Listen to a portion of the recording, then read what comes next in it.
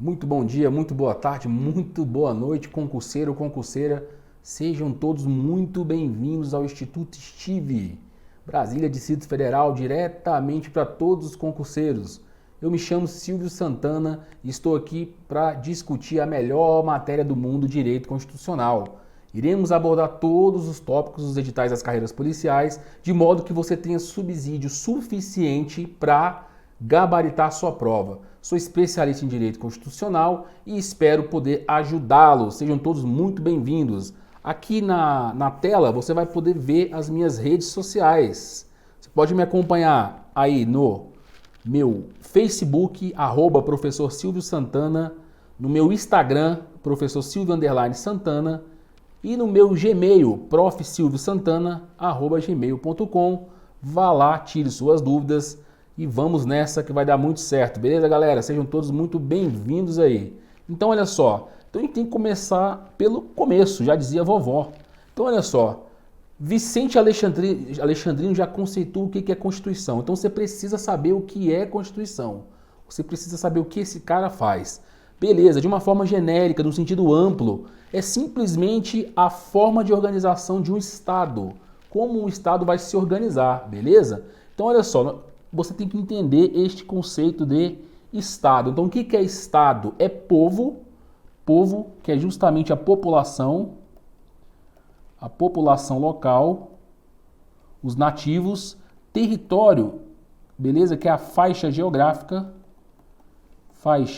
geográfica.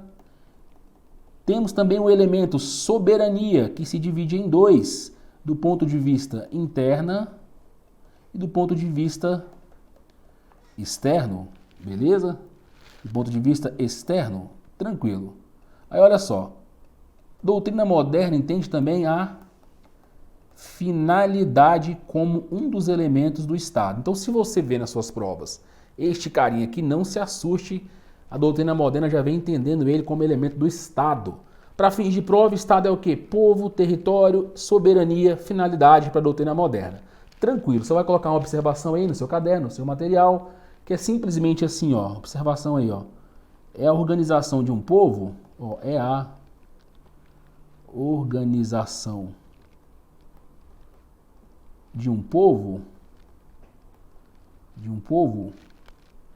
sobre um determinado território. Coloca essa matéria aí, coloca essa observação aí, território. Beleza, tranquilidade. Aí você vai colocar também que é dotado de soberania. São os elementos aí do nosso querido Estado. Beleza, então, olha só, vem comigo aqui.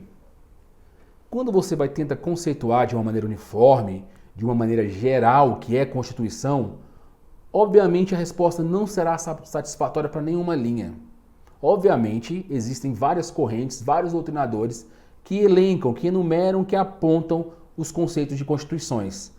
Claro que você está aqui para fins de prova. Para finalidade de prova, a gente vai trabalhar com as principais visões dos principais autores sobre a matéria. Então, primeiro põe na sua cabeça que é difícil você conceitualizar, que é difícil você colocar o que é Constituição de uma maneira que vá agradar gregos e troianos. Isso não existe, filho.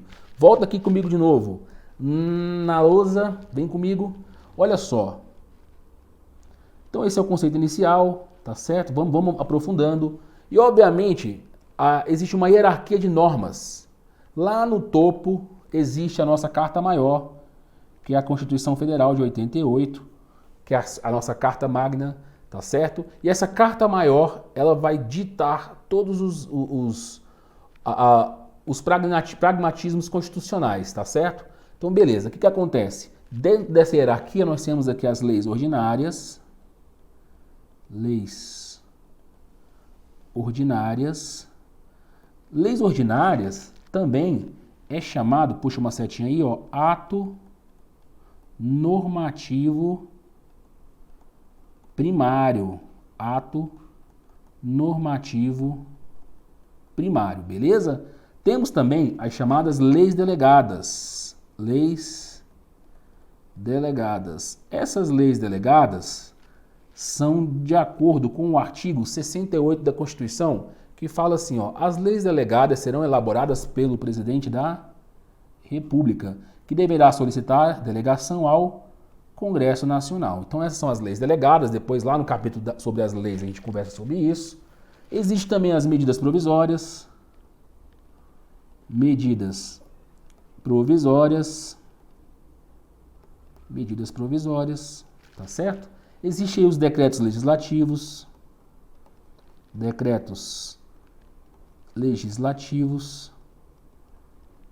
ainda existem as resoluções e portarias,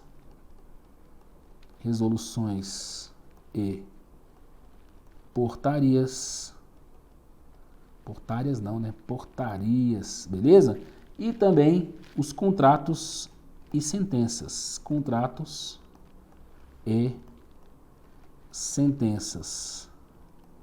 beleza? Então olha só, existe uma hierarquia de normas. Então perceba aqui, vem comigo na tela, na minha cara, na minha lata aqui. É o seguinte, o que acontece? A Constituição Federal é o ponto de partida, o topo da pirâmide. Qualquer norma infraconstitucional que está abaixo da Constituição, que contradiz a sua norma, o seu rito ou as suas orientações, são decretadas inconstitucional. Beleza? Então nenhuma lei, ou medida provisória, ou decreto, ou resolução, portaria, sentença, nada disso aí pode ser contrário à Constituição. Perceba? Então comigo aqui na tela, vem aqui de novo. Então olha só, aqui você imagina uma linha, ó. Beleza? E essa linha aqui é chamada de infraconstitucional. Então, ó, infraconstitucional. Então olha só, tudo aqui abaixo é infraconstitucional, abaixo da Constituição. Beleza?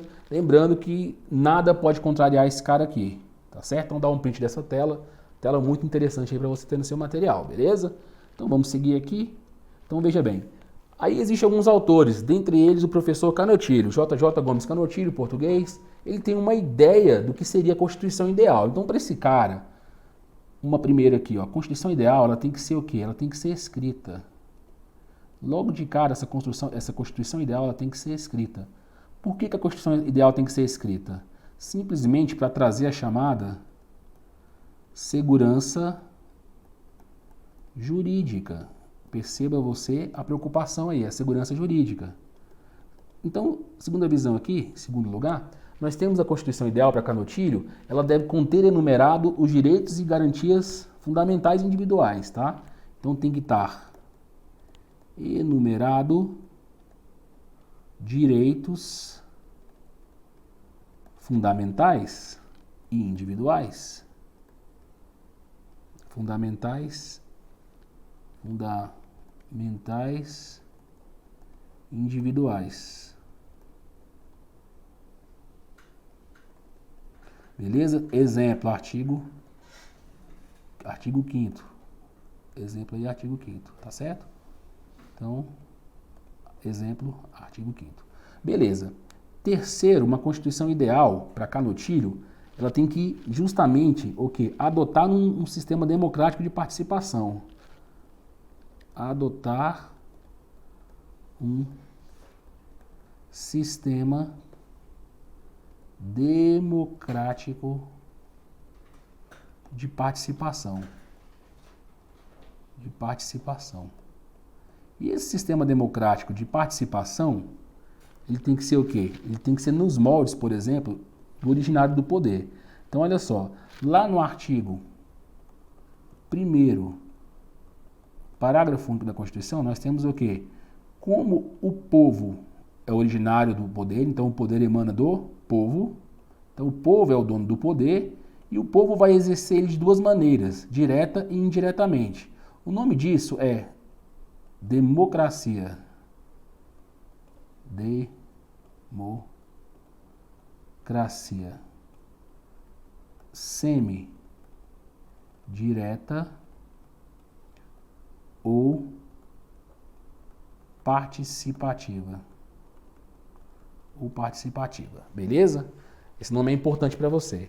E, por último aqui, e não menos importante, a Constituição ideal para Canottilho, ela tem que ter o quê? Ela tem que limitar o poder do Estado. Limitar o poder do Estado. Tem que agir como limitador do poder do Estado. Nos moldes do artigo 2º da Constituição. Beleza? Nos moldes do artigo 2º. Vem comigo aqui. Olha só.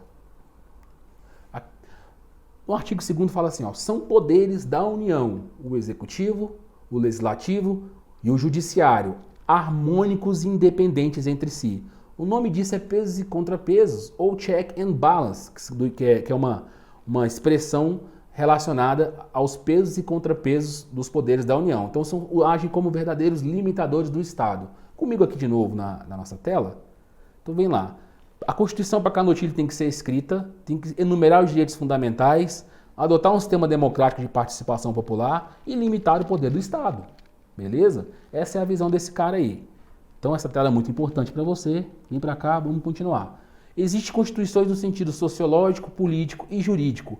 E o nome dos seus respectivos criadores dessa corrente. Então vamos começar com o sentido sociológico. E o criador é Ferdinand Lassalle. Esse cara aqui ele vai falar bem o seguinte, ó, a Constituição ela é o quê? Ela é a soma de fatores reais. Ela é a soma de fatores reais.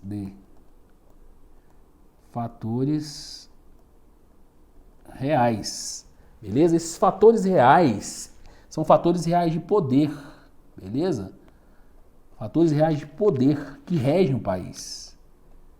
Que regem o país. Então, essa soma de fatores reais que regem o país é a ideia do sentido sociológico.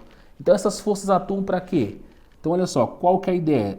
Essas forças, ó, atuam para resguardar ou para proteger as instituições. Beleza? Então, para proteger as instituições. Beleza? Tranquilo. Aí, olha só. Lassalle entende que a Constituição, se a Constituição, por exemplo, a Constituição entrar em conflito com o povo, com os anseios do povo, esta Constituição ela não vai passar de quê? Letra de papel, letra morta de papel. Aqui, ó. Anota melhor aí para ficar melhorzinho. Letra morta. Não vai ter nenhuma serventia. Tá certo? Então, essa Constituição entrar em conflito com o povo, ela não vai passar de uma letra morta. E essa é a ideia de Ferdinand Lassalle para essa coisa. Tá certo? A chamada folha de papel. Beleza. Então, quando o conflito sobrepõe a Constituição, é chamado letra morta aí, tá certo? Ou seja, é a soma de fatores reais, tá? Fatores reais da sociedade. É a realidade do indivíduo aí que importa, tá certo? É essa a Constituição no sentido sociológico, criada por Ferdinand Lassalle, escola francesa, beleza? Escola francesa, escola mais progressista, beleza? Então é a soma de fatores reais de poder que regem o país. Elas atuam para proteger as instituições e se esses fatores reais não tiverem consonância com a vida das pessoas, não passará de letra morta, tá certo?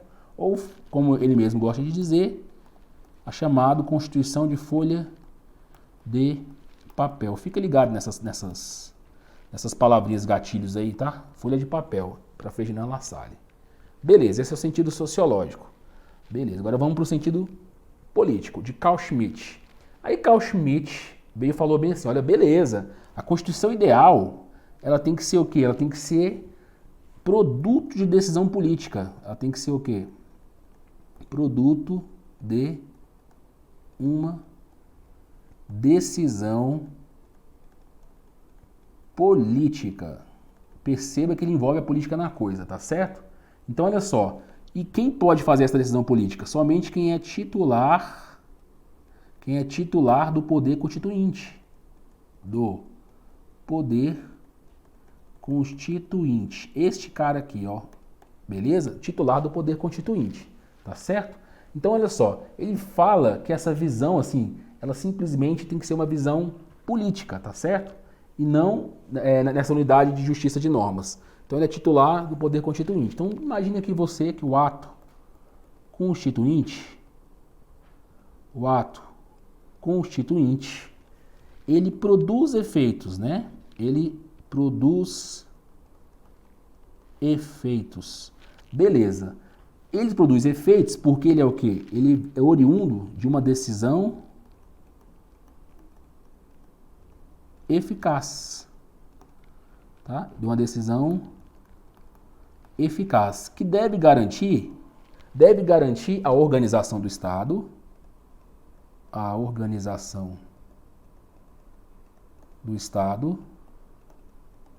Deve garantir também os direitos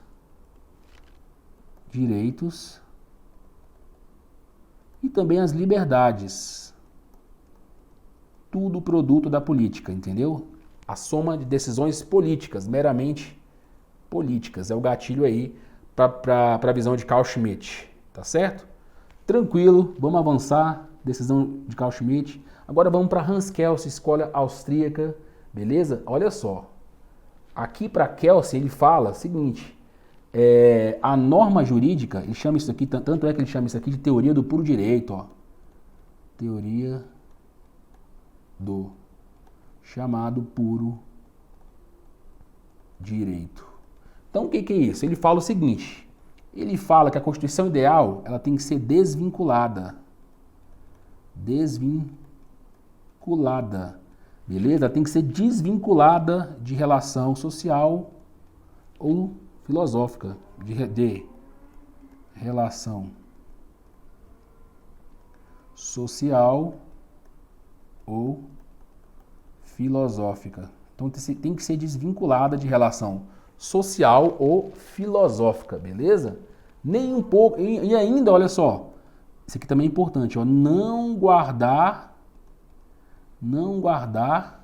relação com a moral, nenhuma relação com a moral. Voltando aqui, com a moral. Então, olha só, é a chamada teoria do puro direito, tá certo? Ela é desvinculada da relação social e filosófica e não guardar nenhuma relação com a moral. Portanto, ela tem que ser amoral, beleza? E olha só, aqui o mais importante de tudo aí, ó. O mais importante que essa escola defende aqui, o seguinte, o mais importante deve ter caráter vinculante. Então, ó, deve possuir caráter vinculante. Caráter vinculante, beleza? Como é que é esse caráter vinculante? Deve o quê? Deve ser de obrigatória observação por todos. Obrigatória observação, beleza? Por todos. Então, essa é a escola de Kelsen, beleza? São normas constitucionais vinculantes, obrigatórias, beleza? Ou seja, deve impor, passa para cá, para mim. Então, deve impor ao povo, caráter de obrigatoriedade. Caráter de quê? Caráter de observância obrigatória. Não deve ser abraçada com nenhum aspecto moral, filosófico, social. Ela deve ser pura, simplesmente obrigar indivíduos a determinadas condutas. Esse é o aspecto jurídico, beleza? De volta aqui na tela, nós temos o seguinte. Então, nós vimos aqui esses aspectos de Hans Kelsen. Então, olha só. Então, a gente viu aí a escola de La Salle, né, que são a soma de fatores reais, fatores sociais da sociedade, não é? Ou seja, a Constituição tem que ter apego, tem que ter apreço pela realidade. Nós vimos aqui, no sentido político, que a decisão nada é se não tiver a participação política do poder constituinte para gerar efeitos. E a gente viu aqui na escola jurídica que a teoria do puro direito ela é desvinculada da relação social e filosófica. Então, ou seja, ela tem que ser de caráter obrigatoriamente, de observação obrigatória por todos. Ou ela deve ser de caráter vinculante, beleza? Então a gente viu essas três concepções que gostam de cair em prova aí, tá certo? Então seguindo aqui a nossa linha, nós temos a classificação das constituições. Então, uma constituição pode se classificar de várias maneiras. Aqui no iniciozinho, nós temos a classificação quanto à origem. Então, vamos fazer um esquemazinho para vocês aí, olha só. Quanto à origem. Então, uma constituição quanto à origem, ela pode ser de 4 maneiras. Ela pode ser outorgada, ela pode ser promulgada, ela pode ser cesarista, ou ela pode ser pactuada. Vamos entender cada uma delas aqui, tá? Para ficar melhor para você. A Constituição outorgada é aquela que nasce sem a participação popular. Sem a participação popular. Já a promulgada é aquela que nasce com a participação popular. Com a participação popular. Beleza? Através de uma Assembleia Constituinte. Beleza? A cesarista, olha só, vem aqui comigo. Cesarista é o seguinte, o poder dominante, ele faz a Constituição, o poder dominante faz a Constituição, sem a participação popular, detalhe muito importante, não tem a participação popular, mas esse poder dominante, quando faz a Constituição, submete ela ao crivo do povo, ao referendo do povo, que tem a liberdade de aceitar ou não aceitar a norma, a Constituição.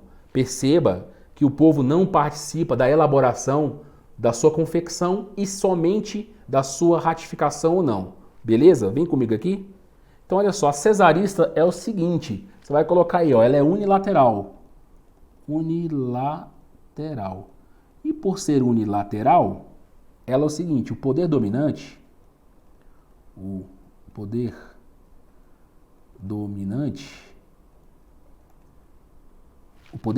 ele produz a norma, beleza? Elabora a norma, encontrei a melhor palavra aqui. Elabora a norma, cabendo ao povo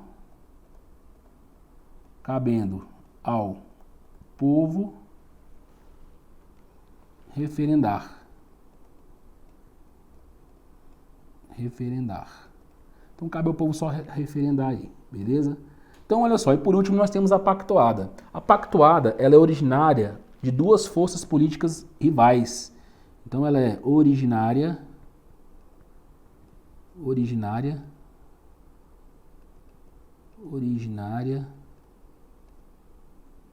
de 2 forças políticas rivais. Beleza? 2 forças políticas rivais. Beleza, bacana.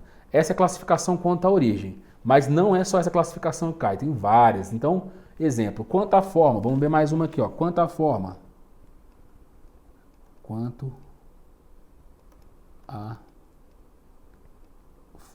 Quanto à forma, nós temos 2 maneiras. A Constituição ela pode ser escrita ou mesmo não escrita. Tá certo? Escrita ou não escrita. Tá certo? A escrita também pode ser chamada de instrumental.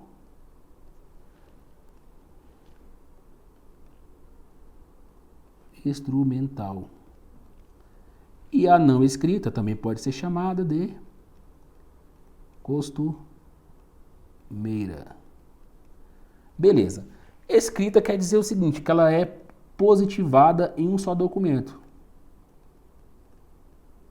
Positivada em documentos, não em um, em vários, em documentos. Beleza? E a não escrita, ela é produto dos costumes. Produto dos costumes. A doutrina gosta de usar como exemplo a Constituição inglesa. Produto dos costumes. Aí se a prova quiser zoar o bagulho um pouco, ela vai chamar isso aqui, ó, de consuetudinárias. Aqui, ó. suetudinárias. Beleza? Então, tranquilo. Então, olha só. Seguindo aí a linha, vamos ver mais uma aqui rapidão, para a gente encerrar nosso bloco. Quanto ao modo de elaboração. Quanto ao modo de elaboração. Então, quanto ao modo de elaboração, uma Constituição ela pode ser dogmática ou ela pode ser histórica. Histórica. Dogma quer dizer ideia. Aí você conclui aqui, ó, que essa Constituição aqui, ó, ela é produto de uma única ideia, um só momento. E a histórica, ela faz parte de uma evolução histórica temporal, beleza? Uma evolução histórica, beleza? Com decorrer do tempo. Então, olha só, veja bem aqui. Então, nós temos a Constituição dogmática e a Constituição histórica quanto ao modo de elaboração, beleza? Então, entenda aí, que nós, só para fazer uma revisãozinha aqui, nós vimos aí a Constituição quanto à origem, tá certo? Constituição quanto à forma, quanto ao modo de elaboração, beleza? Então, olha só, a gente vai encerrando esse primeiro bloco aqui, beleza? Vem comigo aqui. Então, a gente vai encerrando esse primeiro bloco. Até mais, até daqui a pouco. Bons estudos. Valeu!